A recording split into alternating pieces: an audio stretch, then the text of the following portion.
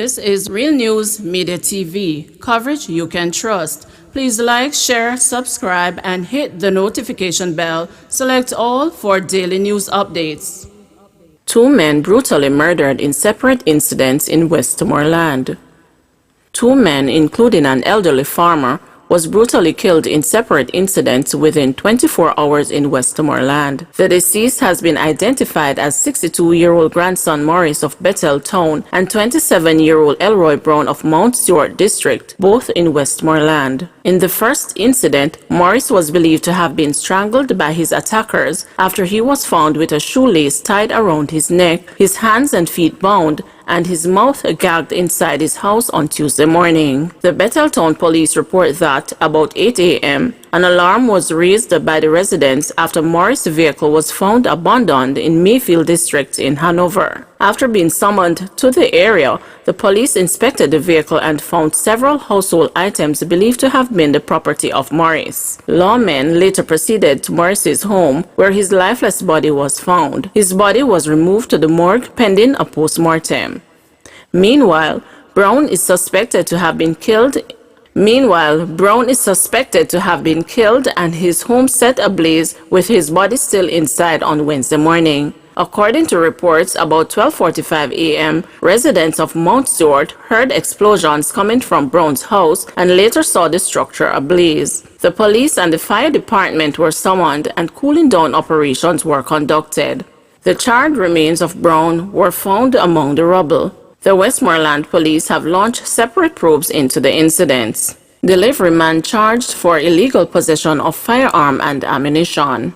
A 27-year-old delivery man has been charged with illegal possession of firearm and ammunition following a police operation on Law Street, Kingston on Wednesday, February 17. He has been identified as Ricardo Burton of Hanover Street, Kingston. Reports from the Central Police are that about 9:40 p.m., lawmen were in the area when they saw Burton, whose action aroused their suspicion. He was accosted, searched, and one 9mm Taurus pistol with a magazine containing two 9mm rounds of ammunition was taken from his waistband. He was subsequently taken into custody and was charged following a question and answer segment in the presence of his attorney. His court date has not yet been finalized. Woman in custody for stabbing death of her ex-boyfriend. A woman is now in police custody in connection with the stabbing death of her ex-boyfriend, who is also the father of her child, during a domestic dispute on Wednesday. The police have identified the slain man as Marvin Watson, 36, also known as Spread Out, a jockey who resided in Waterford in Portmore, St. Catherine. The woman's name is being withheld. The killing comes days after Sharon Cole, 61, was allegedly chopped to death by her jealous ex-boyfriend in Crooked River, Clarendon. The police corporate communications unit reported that Watson and the woman got into an argument and he was stabbed. He later succumbed to his injuries. According to reports, Watson became irate after he went home and saw his child's mother in the living room on her cell phone. The woman had reportedly gone there to assist his aunt. It's reported that Watson grabbed the cell phone, threw it to the ground, and stomped on it before he began shouting at his ex-lover. The woman, in a bid to escape, ran to the kitchen but was followed by an enraged Watson who was armed with a machete, police sources said. She reportedly grabbed a knife from the kitchen and ran to an adjacent bedroom with Watson in pursuit. It's alleged that the 26-year-old woman used the knife to stab Watson to the left side of his neck and his left hand. He ran from the house and collapsed on the sidewalk before he was pronounced dead at hospital. Relatives told cops that he had been abusing the woman for years. Getaway driver in Trelawney Church murder pleads guilty and is to become prosecution witness.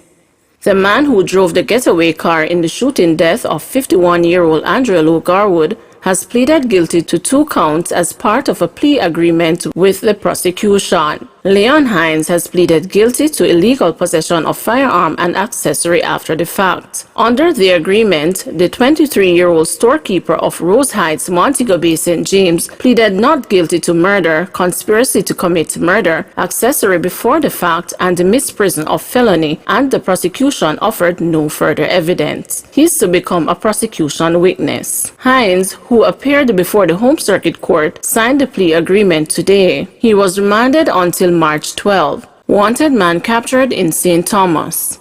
The St. Thomas police are reporting that Raymond Gowie, who was listed as wanted by the St. Andrews South Police, has been captured. Gowie, who is wanted for murder and shooting, was picked up during a police operation in the parish on Sunday. It is reported that a team from the St. Thomas Police, acting on information, raided the premises in the community of Soho in Whitehall in search of Gowie. The police say upon arrival, a man was found at the premises and was interviewed, and he denied being Raymond Gowie. It is reported that he presented the police with a California United States driver's license with the name Brian Davis. The police stated that a search of the house was carried out and a birth certificate, driver's license, and an electoral registration identification card were found, all bearing the name Raymond Gowie. He was then arrested on reasonable suspicion of murder, shooting, and fraud. The police say Gowie was later transferred to the St. Andrew Police. Man fatally shot by police in Portland.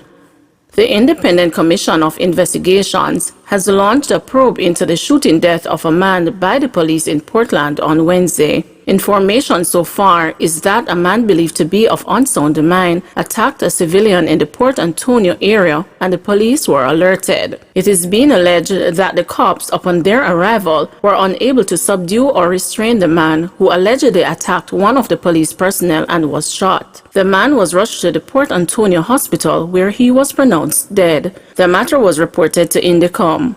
Reggae legend U. Roy has died.